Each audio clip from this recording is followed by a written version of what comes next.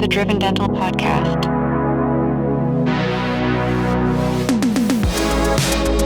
All right, I'm here today with Nate Palmer, and we're going to talk about all things commercial real estate. Nate has a very unique background in that commercial real estate is all he does. So we met through a mutual friend, and the first time I went into your office, I thought it was so cool because it reminded me of the Facebook movie, the Social Network, where he got his own. He got his house in California, and it was just a bunch of people living in a house working. Yeah. And it's kind of what it reminded me of, like no decor whatsoever, just work. It just had that like atmosphere to it, except for a huge transformer, like the size of a car, in the middle of it. Yeah. So that was a couple of years ago. Has it been that long? So we bought that building, and we've since expanded into the space next door. Nice. So you have to come back. We have a second transformer, and there's still not a lot of decor on the wall, but it's a little step up from the last one. Yeah. Where did the transformer come from? So there's we've got a couple industry conferences every year in Vegas. And so there's an artist out there who builds them out of recycled car parts or old used car parts. And so he's got a couple of galleries in the different resorts out there. So I love the Transformers movies, that whole story. And we were walking through Caesars is where they got one of their in the mall there one time, and they were getting ready to move locations in the mall. And so they had like their store super discounted. So we had seen them a few times, and we were with some friends, and one thing led to another. And 15 minutes later, we bought this 1,200 pound transformer. And really the funny story is they're very happy to sell it to you, right? You got these nice people working at the store. I'm like, yeah, we'll ship it to you, and then, kind of assemble it. And I'm thinking, great, like, sweet. I've bought in some random big stuff before, and there's kind of a whole process that they show up. Maybe it comes in a few pieces, they put it together. So the wildest experience with those objects it shows up in this massive crate. It's in like 3 or 4 pieces with crazy amounts of like bubble wrap and whatever, so it doesn't get damaged in transport. And the guy dropped it off the back of the truck. Carefully sets the crate there, and he's like, "Here you go." I'm like, "Cool. When are people coming to deal with this?" Because it's outside. Yeah. And I was excited, and I didn't know how much weather it could take, and they're like, "No, it's on you from here." And I'm like, "Okay." Wow. So I ended up calling the artist out in Vegas, or calling the store, and they're like, "Yeah, it's just a few pieces. Here's a video of how to put it together." I'm like, all right, well, we got a few guys. We start disassembling this crate.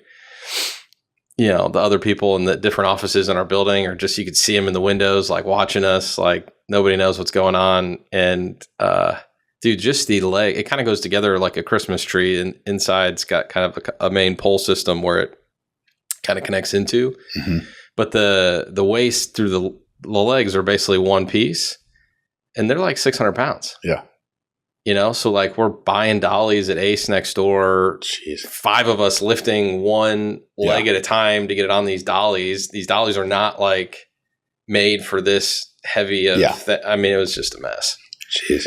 And then the torso is the hardest part, because it itself was probably 400 or 500 pounds, and it's high. The statue's like 9 feet tall. So we had to lift. It took us 5 big dudes, like taller than me, to just get around it, lift it up, and set it on the waist. Yeah.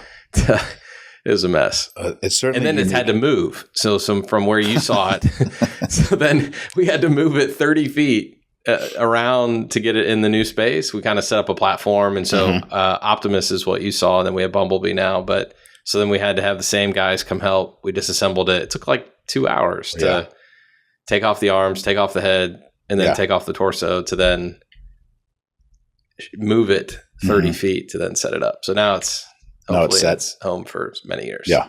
Well, it's certainly unique. Yeah, it's very cool. But for real estate itself, like, how did you get into commercial real estate and have it be all you do? Yeah. So I grew up, I knew from the time I was like 10, 11, it's what I wanted to do. I grew up in a pastor's family. And so we had a heart to help people, but didn't have a ton of resource. My best friend growing up, his dad was a commercial real estate broker. And I didn't really know what that meant when we were young, but they lived in the nice neighborhood. They had the nice things. And then as we got into high school with some buddies, he started acquiring a handful of car washes, some limited service hotels. They built a water park. And I'm like, okay, I don't really understand this, but and I don't know that I'll ever love commercial real estate, but it enabled him to do a lot of the things that he wanted to do. And so my side of it, growing up in a family that runs a church and a lot of extended family that does the same thing, you want to help people and you want to do really good things, but you're always very resource constrained. So, so kind of our thesis, and it kind of exists in a lot of the way we run our business, because every project we build a church or community center somewhere else in the world. I mean, we try to integrate a lot of the same themes from the way I grew up and what we do. But I knew that doing corporate real estate and doing it well would give us the opportunity to really kind of live out our mission, to be successful, take care of our families, but then also help people. Did you partner with your friend then in the beginning? No, we we're still friends to this day. We had aspirations of doing a lot together when we got older. His life was very easy. Kind of that ancient proverb that hard times create tough people create easy times, and easy times create soft people. Yeah, and so we grew up very different. And so I was very driven. So we kind of had different paths once we got into college and trying to figure out life and what we were going to do. And I was very just driven and focused and getting through school, working, putting myself through and all that. And he was kind of enjoying more of that season. And so kind of from the time we were 20, we kind of started to separate a little bit. So how did you get started then? You graduate from college? Yeah. So, well, no, I didn't. I dropped out. So I'm going into my senior year at Ohio State. And because I knew it's what I wanted to do, summer between my freshman and sophomore year of college in Ohio, you still had to physically sit in classes to get your real estate license. So I did that between my freshman and summer year of college. And I knew it's what I wanted to do. My friends, that friend's father worked at a firm up there that I kind of watched. And so summer going into my senior year, I'd kind of reached out just to see what kind of opportunities, what it would look like coming out of school. And they said, well, because you're friends with this guy, why don't you come in and meet with a couple people on our team, meet with our founder. And so I did that, and it kind of ended up turning into an interview. And they offered me a job as an apprentice for one of their top performing guys, instead of giving it to the intern that they had with him all summer. And so I ended up kind of sneaking in, took that role. I knew it's what I wanted to do.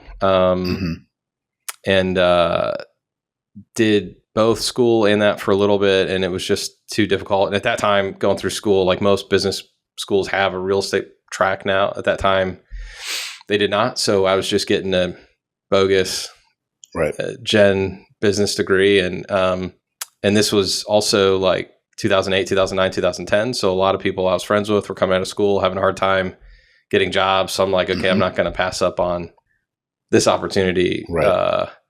That probably won't be available again if I finish school, graduate. And so we joke all the time. I'm a college dropout. My wife's got 2 degrees. So she carried that weight for us both. Okay.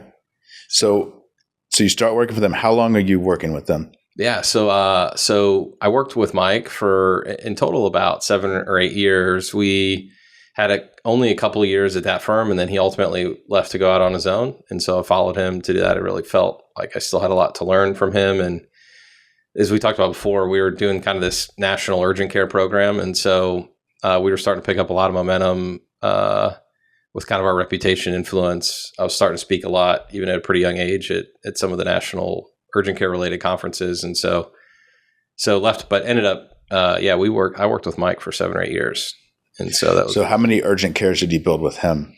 We did, so at that time we were doing almost exclusively just kind of third party brokerage work. And so we facilitated, 400, 500 urgent cares in that season. Mm-hmm. Mike was really kind of visionary, and he really wanted to create a program. You go to these urgent care conferences and nobody really knew what made, from a real estate perspective, like what kind of fundamentals made a good urgent care site, from demographics, from insurance mixes, from kind of the different kind of real estate specific categories of visibility, signage, access, kind of quality of physical real estate. And so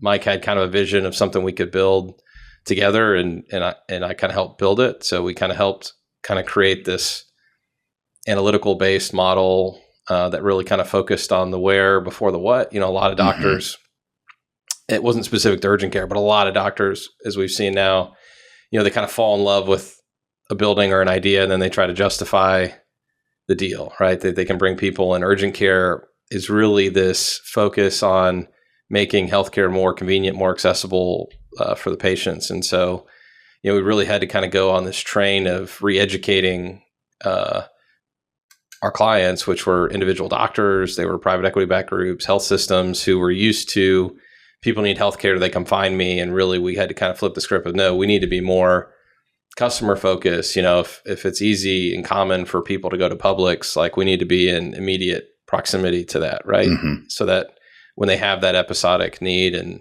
they can't get into their primary care quickly and Johnny doesn't feel good, they know, I pass this urgent care every time I go to Publix. It's easy and I can go to make that stop. So was that really the beginning of that industry, like kind of blowing up into what it was? I mean, it really came onto the scenes early 2000s. And so I think I'd have to look back. So I might say the wrong number, but when we were just in the beginning of it, I mean, there was maybe 4,000 or 5,000 centers across the country. Urgent care at that time, especially, was still very fragmented. Like people didn't really know what it meant, right? People would still show up all the time, like who really needed to go to the ER, just confused by the language around it. There were a bunch of cases where people showed up to urgent cares past because they should have gone to a emergency room. And so I'd say the education around what it is and its ability to help people, I think, has gotten a lot better in the last 15 or 20 years since we got into it. But that was at a time, I would say there were probably half of the urgent cares that exist today. And saturation points, when we even today, we still work in that service line quite a bit. I mean, we're looking for, ideally one urgent care for every 20,000 people, which is 10x what you might look for a new dentist office, where you're trying to understand. And obviously it's just because not everybody's using it yet. And the amount or frequency in which they need it is not as dependable as is how we should treat our teeth. So you, at that time, you were brokering deals. Then did you branch off from him, and that's when you start getting involved in the actual ownership? Yeah. So we, I would say we had a similar work ethic, but very different vision of what we wanted to create. And I was half his age. So he had been doing this a long time. He had a couple outside of urgent care clients that really were kind of his backbone that he'd worked for 20 years. And so urgent care was kind of his passion project. And he was cool kind of running that into the sunset. And I really had when you go back to kind of the thesis of why I got into this, it's like, okay, to help people in 20, 30, 40 years from now, I need to start owning stuff today, right? Because your margin early in the life cycle of real estate's not good. I mean, you're building it to relatively tight margin, right? And then it's over time that you get all the tax benefits, your rents increase, your mortgages get paid down. And so you got to get 20 or 30 years into that life cycle to really have the impact that you want, right? Individually or if your intent is to be generous. And so we just had kind of a core misalignment there. And so parted super amicably and actually ended up for a short season back at the firm I started at when I first started working with him for a couple of years, because we needed their background was heavy healthcare, a lot of development. And so they kind of filled a hole for me for a couple of years because we ended up bringing a handful of development opportunities into that firm. And so they executed on those really great. But then as we kind of continue to grow, what's tricky about the healthcare we practice in is it really functions more like retail, where it's, hey, we've got to have this many units open a year. This is kind of the timelines. These are the goals of when we need to open. Whereas when you're building a 100,000 square foot medical office building adjacent to a hospital, I mean, nothing happens on pace, on time, on budget with any of that. And so the pace we needed to run at was a little different kind of than what they were doing. And so, and of course, in the middle of that was COVID. We basically, I went back with them from about 2017 to COVID. Okay. And then kind of COVID came in, kind of disrupted a lot of what everyone in our space was doing. And we just said, yeah, it seems like a great time to make a switch. And so were you doing your own thing simultaneously? No, we were always the leaders team at Equity. And so, because we were, when Mike and I had stopped working together, when I went into that conversation, I didn't plan to leave. We were just I was hoping to kind of realign, refocus. We had some specific comp stuff that I needed to work through with him that of course I'd appreciated the education I got from him over the last number of years, but it kind of felt like, hey, I've paid my dues and now, I'm ready to make more share of what we're working on and what I was bringing in. His model was more, hey, I bring in the business and then I have these young guys who work it and I take half to 70% of the money, kind of being the experience. And again, having generated the business. And we kind of got to a spot where I was generating a lot of my own business and he was still taking the larger cut. So we had a few fracture points in addition to the misalignment, but yeah, I went in to talk to him at the end of 2016, just kind of, hey, love you, like really appreciate all you've done to teach me, train me. I'm ready to take the next step. And he's like, nah, we got to get thing going. Like, let's just ride it out. And I was like, all right, well, love you, but see ya. So I didn't plan to leave that day. So we were technically on our own for a few months and then went back to that old firm after a handful of conversations with them because we needed a development partner. I came from nothing. So when you go to buy and build stuff, I mean, you need resource, right? It's not, it's more than friends with money. I also needed to be able to go to a bank and get millions of dollars in debt. Right. And I could not do that. So you started your company kind of as a branch under another company? Yeah. Okay. Well, because we started it after Mike and I split. And then once I decided to kind of fold back in and leaders, like real estate's a little tricky, right? Because everyone is kind of an independent contractor. And and especially on the commercial side, a lot of people run it as individual companies or entities. And so we were the leaders team at that group. And we did that for a number, no different than you see the XYZ team at Caldwell or XYZ team at Remax. It kind of functioned very similar to that. Okay. So you were able to use So we were able to use their kind of back-end resource experience and really the founders' balance sheet and their desire to build stuff with us and it helped kind of get us through some projects. And then as I was still growing and able to do some stuff on my own, I've just kind of evolved into the ability to continue to do more of that where banks trust me to. Right. So how did you get your first deal then on your own?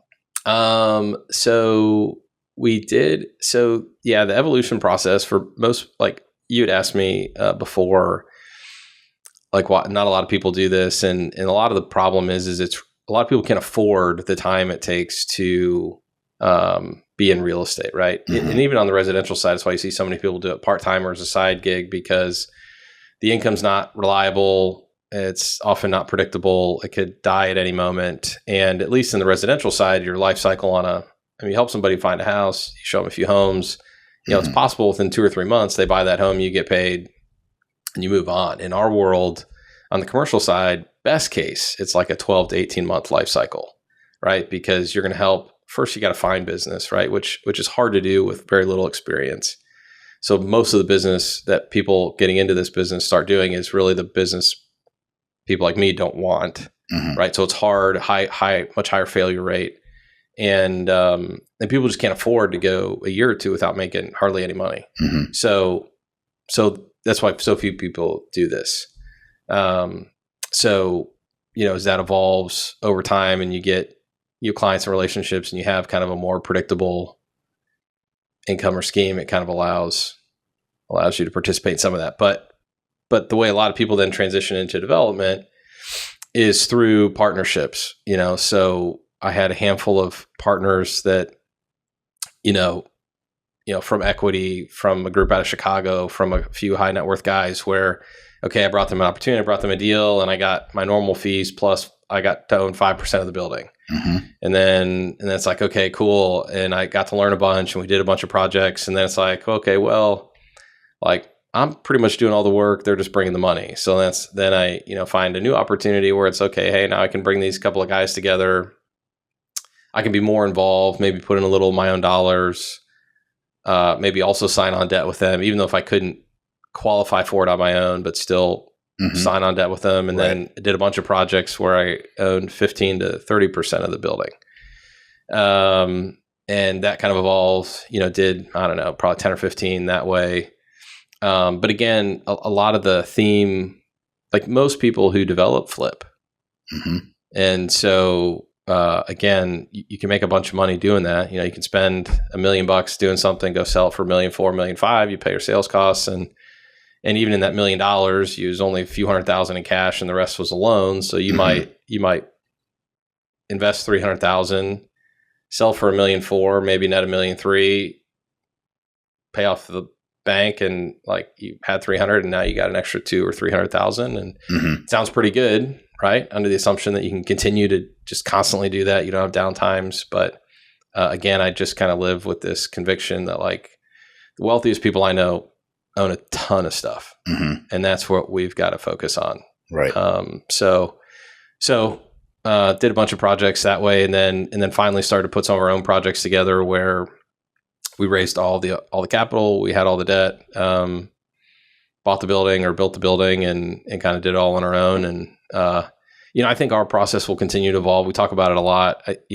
We kind of have this sandbox that we create that that kind of helps us determine if when we're doing a project we want to keep it, right? Like, do we think the trade area is going to be good long term? Because we did 100 projects for a behavioral therapy group that did mostly drug addiction treatment centers, right?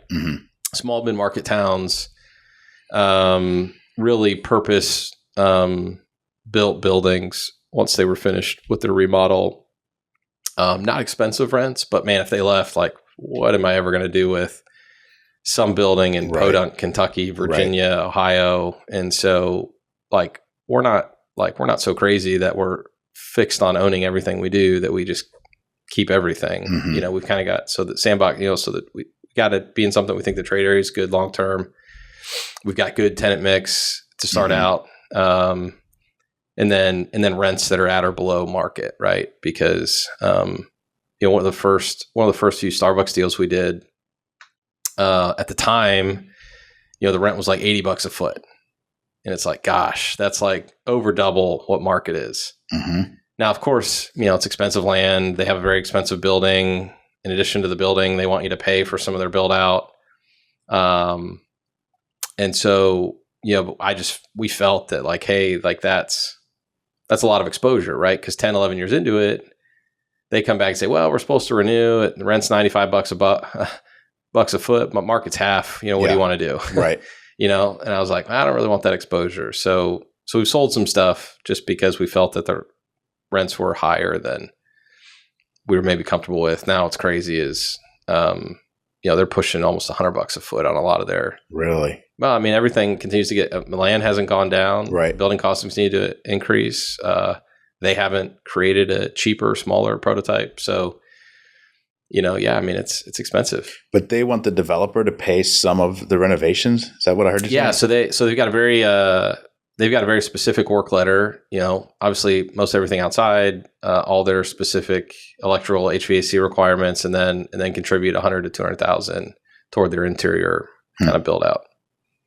Interesting. So yeah. Now it's just kind of their balance. I mean, they got to. I mean, you're opening 300-400 stores a year. You just kind of choose how much you got to throttle. Like with all of our largest clients, and we've talked about this a little bit. You know, obviously, you've always got to balance the rent kind of EBITDA equation, right? Because you can build more margin in the deal into the rent. Like you can get a ton of TI, you can get a lot of your build out paid for, but your rent's going to be higher forever, right? Yep. So that ultimately hits your EBITDA, and then at someday when you're trying to sell 10, 12, 15x, you know, it's like we don't know if you really won, you know, but you have to at least think about it, right? And then you got to balance, hey, you know, okay, if we use all of our own money, we could open 20 locations. If we use some landlord's money, we can open 40 locations and kind of do the math to see, at least from a real estate side, you know, what's the best outcome. There's a lot of other components to operating any medical business that has nothing to do with real estate, from recruiting, staffing, and marketing, that also impact anyone's ability to open a lot of locations at scale. But what was it like, speaking of scale, working with private equity groups versus a solo doc, even back at the urgent care days? Yeah, I mean, I think they get a bad rap. I think really, obviously, they are financially motivated to open profitable centers to kind of come in and disrupt and figure out kind of where there are, you know, sometimes, what did somebody say one time? They kind of take the human out of the business, you know, because, you know, they come in and look at culture things or things that companies are spending money on. It's like, well, I don't know that we really need that, right? And everything to them goes through that equation of, okay, we're spending $50,000 a year on that. Someday we're going to sell this for a 12x, so it's going to cost us $600,000. So we want to keep spending $50,000. They don't really care about the annual expense. They care about its effect on long-term value. And so I think their perspective is very different, but it's very fun. I mean, in the genesis of what we do, I mean, you're really helping people grow. And of course it's fun when at least some pulse in those executive teams are there to help people. I mean, we've worked for plenty of healthcare back groups that it was all money focused and got to open 10 or 15 centers a year, very regimented. But I mean, honestly, the best groups we've seen often still have kind of that founder physician engaged, involved. And so that kind of that heart comes through of, hey, look, we really want to help. We believe we're doing something that helps people, and private equity just adds fuel to do that. Right. And then they generally provide the support to do it well. Right. So we're not going to half-ass a bunch of stuff. We're going to make sure that we get enough locations open, resourced at the level they need. They open well, they open full. And then also provides a lot of flexibility, which doesn't have to do a lot with real estate, but on the operating side, just for, you know, hey, you know, we don't want to burn. You know, real estate is cool, but it has a lot of things that are out of everyone's control, right? So you can start, if you're going to open 10 centers a year, you can start with the intent of, hey, we're going to open one a month and have a couple months off, right? Often it doesn't work like that, right? There's so many factors in the planning, permitting side of it that, you know, some things, well, generally everything takes longer than you think. Some things take a lot longer and some things just take a little bit longer. And so, especially on the private equity side, you know, they're not, you know, when they look at growth and dollars out, of course, nobody wants to waste money, but, you know, they're building something for long-term value. And so I think their ability to not overstrain their management teams is a little better because they can still, hey, yeah, we've got 3 locations that are ready to be open technically in September, but we'll just pay some dead rent and continue to open one a month. So the team isn't pressed to do it, where a lot of your smaller independent docs just look at, oh my God, I'm going to waste $15,000 a month on 2 or 3 sites. Like, we're opening. And so I think they can generally provide a little more flexibility there. So, but it's a lot of fun. It's a lot of fun. Right. Everyone's excited about opening, expanding, continue to expand the influence that they think they have, the brand that they think they're building. Mm-hmm. And so it's a lot of fun. So when did you transition into dental? So part of my kind of growth out of working with Mike was really this idea that we've really established or created something cool in urgent care, mm-hmm. and it could really help a lot of other people. Like a lot of times when I speak at a lot of these healthcare conferences, it's really more on the kind of the retailization of healthcare, right? It's the patient's desire for healthcare to be more convenient, more accessible. And so, I believed with a decent bit of conviction that, that idea can help a lot of different healthcare verticals. And so, and the specific tools that we created could make other people's process more efficient.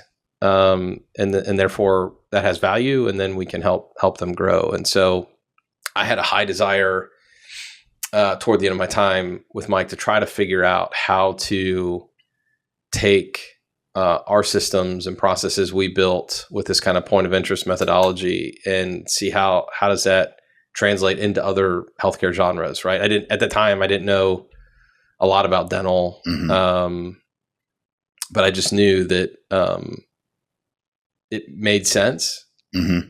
And even though real estate's not cheap, especially in healthcare, like typically your staff is your biggest expense, And so, I think we watched a handful of other people prove out that, like taking good real estate is worth it. Mm-hmm. Because at the end of the day, we need new patients. Yeah. And the best way to get new patients is having a highly convenient, easily accessible location. Yeah. So did you start in dental with the larger dental groups, or did you have some solo docs? We started with anyone who would talk to us, kind of. Right.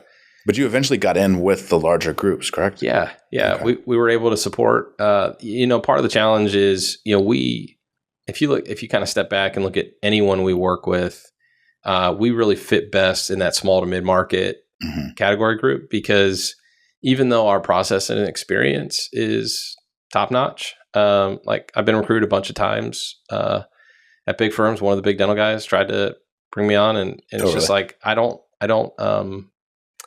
like I make a ton of money being good at what I do. Like Mm-hmm. I don't want to go work for you and be limited to just only opening your brand forever. And of course, it obviously major misalignment in my desire to own and build that kind of platform. But the point is, the small to mid market companies don't have generally maybe $500,000 a year to throw at a real estate team Mm-hmm. of 2 or 3 people.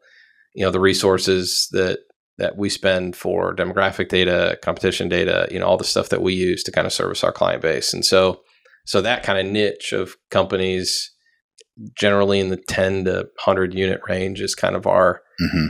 our bread and butter, where we can add the most value because they just don't generally have the resource to have a dedicated team that does it for them. Right.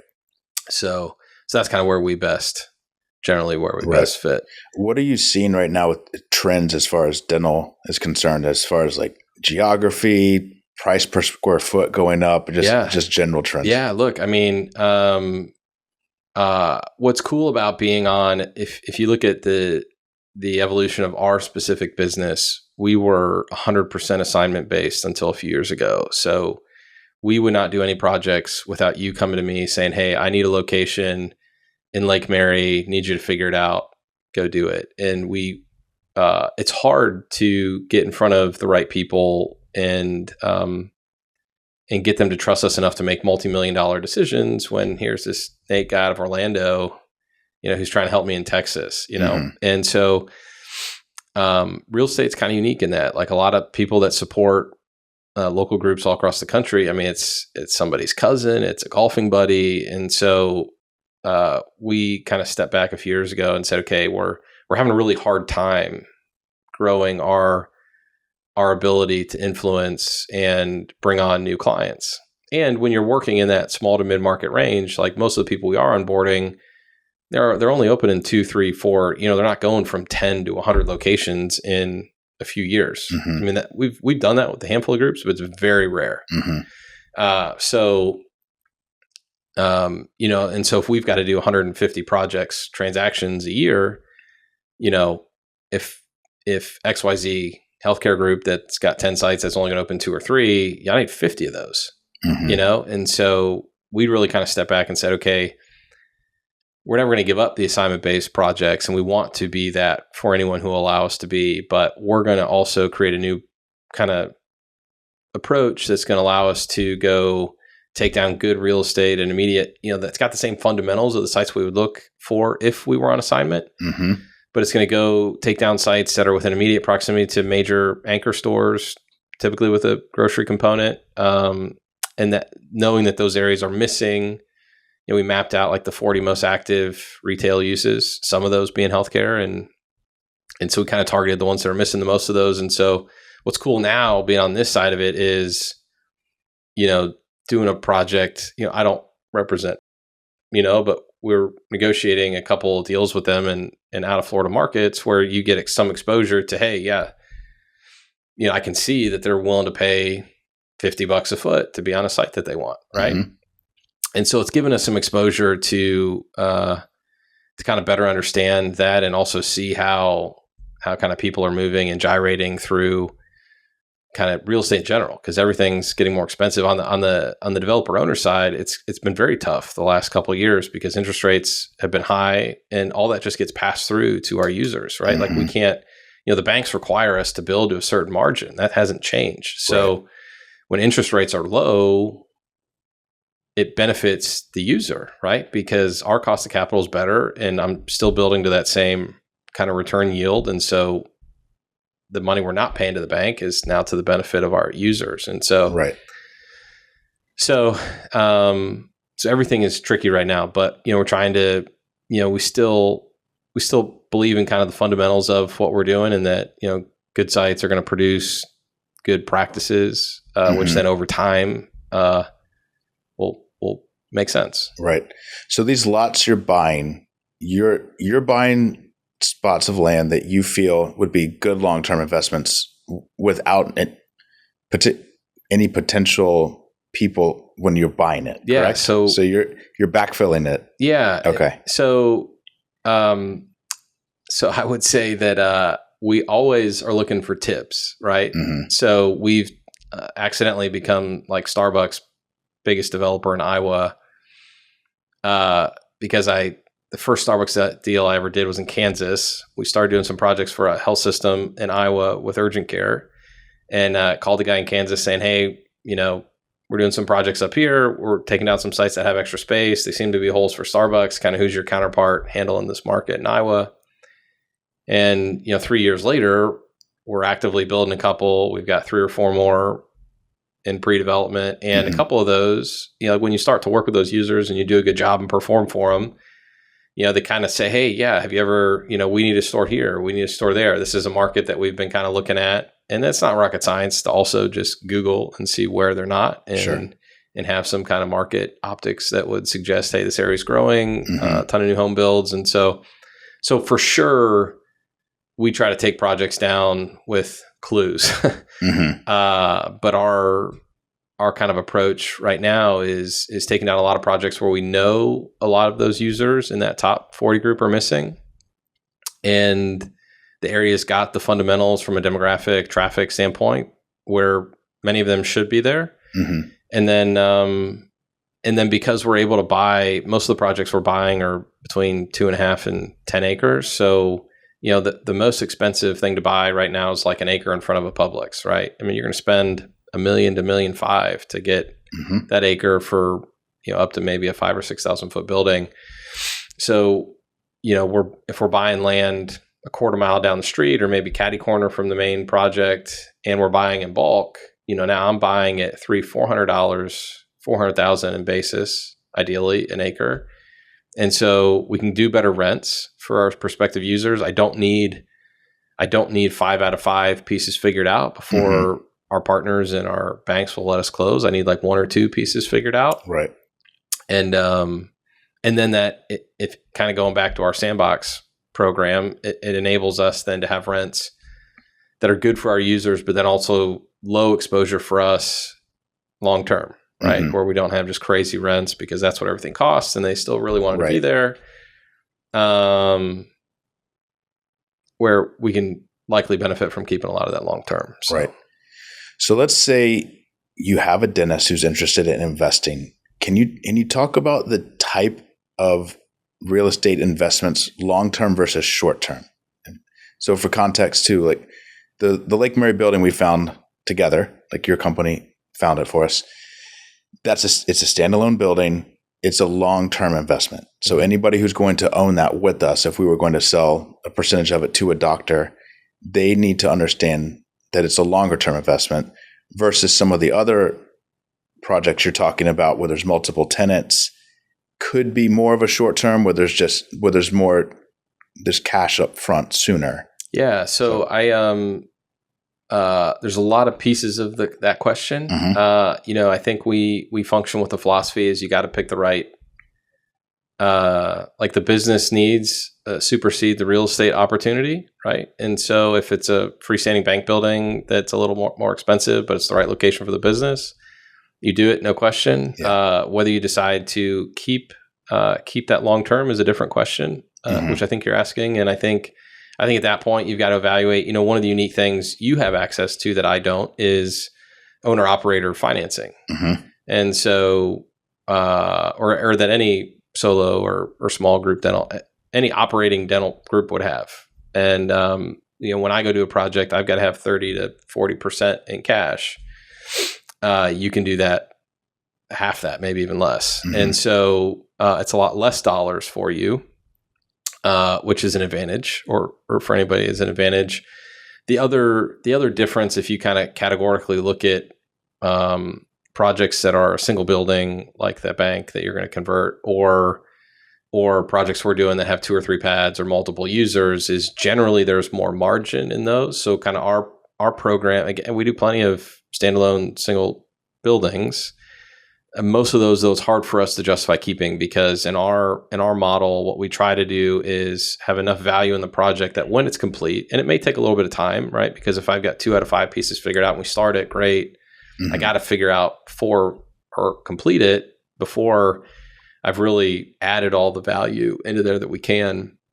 But once that's complete and that's stable, and if we've gotten anywhere close to our target, generally we can go to the permanent debt markets and get back at least half, maybe 3/4 of our equity, right? So our kind of model depends on being able to recycle the dollars that we use year over year over year. And then over time, yeah, we do have some, maybe if we terminate with 30 to 50% of our equity in a project, it is there. It's stuck really forever if we're going to keep it. But then over time, all the tax advantages of owning real estate, all the cash flow that again is small in the beginning, but grows over time, right? It kind of helps offset that. But it allows, the ability to, for people who give us $1 million, over 5 years, that $1 million didn't just get them a piece of one building. Our program is really driven on, hey, that $1 million started in one building, and then 18 months it went into a second, $700,000 that went into a second building, and then 18 months after that, 70% of that went into a third building. And, of course, you're going to chop down, but that same $1 million got somebody limited partner access into maybe 4 or 5 different deals. Right. And then the cash flow, the little bit of cash flow you're going to start clipping from all of those really shines, tax benefits and everything. So that's where, we've seen the greatest ability to compound dollars, right? Ours or any of our investors. And so I think with your approach to real estate as a small group or individual doctor, I think you just got to really think about the long-term play. And is this the best use of these dollars? And does it meet my long-term objective? Like not a lot of people want to own hundreds of buildings like I do. So the ability to not have a landlord, to own your own practice, to not have to worry about, hey, I've got a problem with the roof and I got to wait on this company to fix it, or I got to get approval or whatever. Like there's a lot of value for many people in that. And there's a big strategy with a lot of solo guys or small group guys where they're going to acquire the real estate as they can. They'll get their practice built up, and whenever they're ready to retire, that's kind of like a second asset. Right. when they go then to exit the business. So they can exit the business and sell the building for a separate value. They can exit the business to a larger group like yours and retain the building, and you're going to sign a new long-term lease. And at that point they can collect, they've got the benefit of time. So Right. By the time 10, 15, 20 years into it, if they sell the business and lease back the building, they maybe have little to no debt left on the property, or a very manageable amount of debt, and you're going to sign a market rate lease, and that's just going to be part of the deal. And, right. That could forever benefit them. So I think you've just got to think about it. I think you've got to get out of the fantasy of owning real estate and understand kind of the reality of the dollars and how they work, and then what those consequences are, good or bad. What are the biggest risks that you see? Maybe not only to what you're doing, but like, let's say a dentist in our group is involved in real estate or wants to get involved. What are the risks that you see? Well, things change, right? So, when you look at the largest operating companies in the country, most of them don't own their own real estate. Because one of the things I learned from Mike, and he said it better than I'm going to, but real estate is just equipment, right? It's just a tool for XYZ urgent care dental practice to operate in and make money. And over time, what you need may change, right? So you've had many locations where, hey, I'm out of space. Yep. And now this building no longer serves me. Well, if I own that building, now I have a problem, right? Because I may have the ability to expand it, or now I've got to move, and that building that I now occupied no longer has much value, because like a lot of value in corporate real estate is the value of the income stream. So, unless we're talking about downtown Winter Park property or Manhattan or big time property, like the average real estate parcel is largely valued by the income that it does or can generate. And so when that building no longer meets your needs, that's not good. Yeah. And when you're a solo independent doctor practice, like you've got all your eggs in that specific bucket, right? So the business is suffering or not maybe perform to the level it could if it had the right real estate equipment. And then now the real estate business has got exposure because its primary source may need to leave.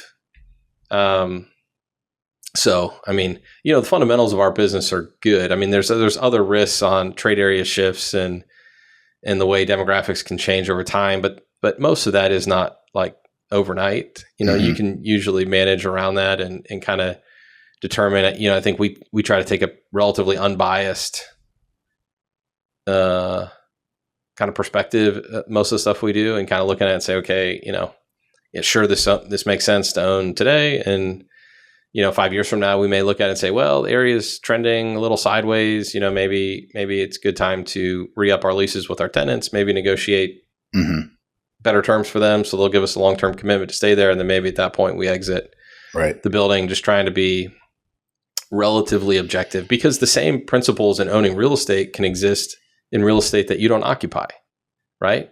So I think one of the other great things that Mike used to say all the time is like, you own real estate. We're advocates of owning real estate.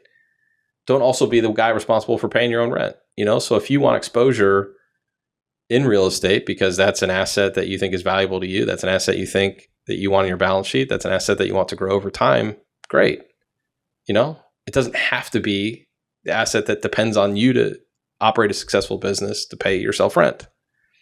So you can get exposure to real estate in a lot of other ways where you're not solely responsible for the success of that. So I think everybody's got to look at it kind of individually. It depends how many dollars they have and what that exposure they want to look like. But there's definitely cool stories of, taking down sweet sites and owning it forever, and it works for the business for forever, and it works. Right. But there's a lot of stories where they go that way. Right. So what do you think that the smaller groups like our group can learn from the bigger groups? Not only how they're viewing real estate, but what they're like, how they're choosing sites, or anything. Yeah, look, I think when we did urgent care, the focus was net new, right? I mean, we're looking at areas that are generally not served, right? Like you might look at an area and say this area is underserved. When we were looking at urgent care or some of the behavioral therapy stuff we did, like we just were looking at areas that were totally unserved. Mm-hmm. And so I think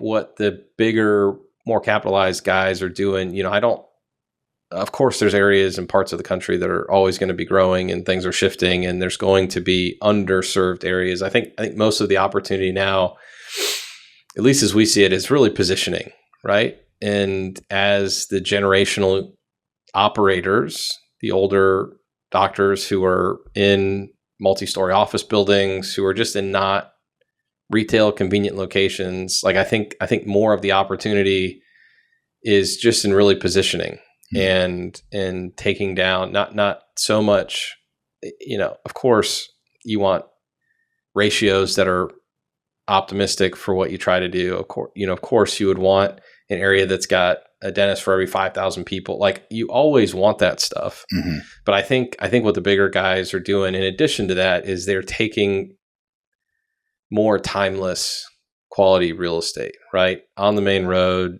immediate proximity to the Publix or Target center. Like they're thinking about it 20, 30, 40 years from now. Mm-hmm. And not that Publix doesn't close or move or Target doesn't close or move, but it is very uncommon, versus the old way of doing healthcare, which was, a building on a side street that who knows what could happen, mm-hmm. And so I think what I guess most people can learn from the bigger operators now is just their focus on kind of quality real estate. Mm-hmm. And it comes with a cost. I mean, there's a piece of that to that, but I think, for almost every healthcare service line we work in, I mean, everything is about new patient exposure, new patient visits. And, I've not had somebody be able to prove, I mean, there's probably some threshold of real estate costs where it doesn't make sense, but within reason, within a market, like you can't prove to me that paying $45 to $50 to be on the main road in a good center is worse for you than $25 a foot to be around the corner in a multi-story building mm-hmm. where nobody sees you. Yeah. Like, sure, cool, you save $5,000, $6,000 a month in rent, but like what you lost in new patients, yeah, is just and the other thing that I think a lot of people don't think about is, and so we don't do as much anymore, but we've done a lot of consulting on private equity M&A activity. And so a lot of the way we evaluate practices are discounting them based on their real estate kind of functionality, because you may have a good business because you've had a good doctor, he's got good bedside manner, he's got a good reputation, but doctors aren't forever. Mm-hmm. And so you may be, or equity companies we've worked with may be looking at taking down a network of offices that today have this revenue and EBITDA threshold, but we think have some major exposure because over time, as that business continues to operate, especially with the private equity shakeup, because there's always something that happens, people leave, but certainly over time, you're going to depend on those new patient visits more than ever. And when you have bad real estate, it impacts that. So I think a factor that not a lot of people think about is when you go to sell, mm-hmm. it has more value to that buyer if it's more quality real estate. Right. And I can't say an exact number of that's an extra multiple. I can't point to an exact factor, but I can tell you on the other side of it, when we've supported groups buying networks, it'd be like, yeah, dude, look, you got to discount. Sure, this office is doing $1 million in EBITDA, and that you're paying $5 million for that. But I would ask for $750,000 off because as soon as that lease is up, we need to move it. Mm-hmm. Yeah, we've purchased a number of dental practices where the selling doctor had real estate that we had no interest in. Yeah, and so it's like, do you want to sell the business and they're stuck with the real estate now, trying to figure out something? Yeah, or do you wait until somebody who actually wants both? Yeah. No, it's tough. Yeah. It's tough. So that's why I think on the front end, just knowing that the higher the quality of real estate you're taking down is just going to make that exit simpler, faster, easier, and ultimately more valuable for you. So what advice would you give then to a dentist that wants to get into real estate, is starting to save money, but has no idea where to start? Has no idea where to start. Well, let's say they work for our group. Make it easy. Yeah. Man, I wouldn't try to do it alone. Like I'd try to find opportunities where, like a dentist in your network can participate in like our whole business is follow the leader, right?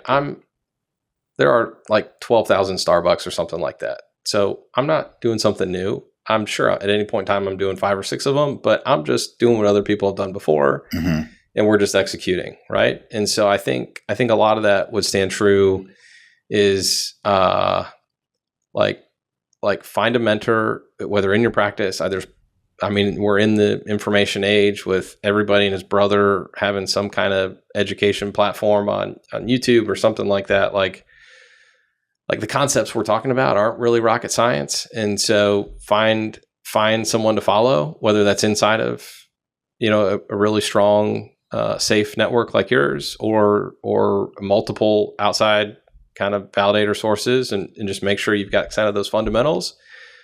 And then the other big thing I would say is some connection with whoever your financial advisor advocate is, and ultimately seeing how does that investment play into, because we've seen a lot of people where the idea of real estate was so strong, but once they got up to a certain size, it limited what they could do on the business side, right? Like your business, like we build real estate to a very fixed return on cost that is relatively low, right? Like our risk in real estate is much lower than most healthcare operators in opening healthcare practice.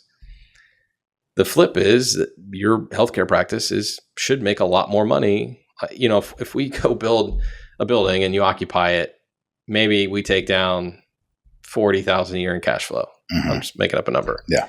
You would think that business, that location is a fail if it didn't generate $500,000 a year in free cash flow. So I think the other thing that we've seen a lot of smaller startup guys do is the concept or the paradigm of owning real estate is so important that it ends up conflicting with their ability or desire to open multiple practices.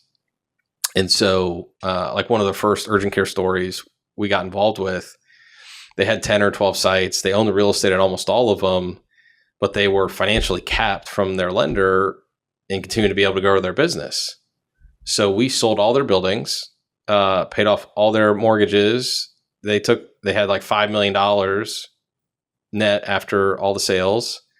And those dollars plus the debt capacity that their lender was comfortable with allowed us over like 4 years to take them from 10 to 32 units. And then they sold to a big private equity deal, right? Like they made way more money going down that path than holding on to those 10 buildings and maybe adding an office or 2 a year. Yeah. So I don't know that one's right or wrong. I think you just have to kind of be very intentional about what you want to do, and then put the right program in place to do that. Right.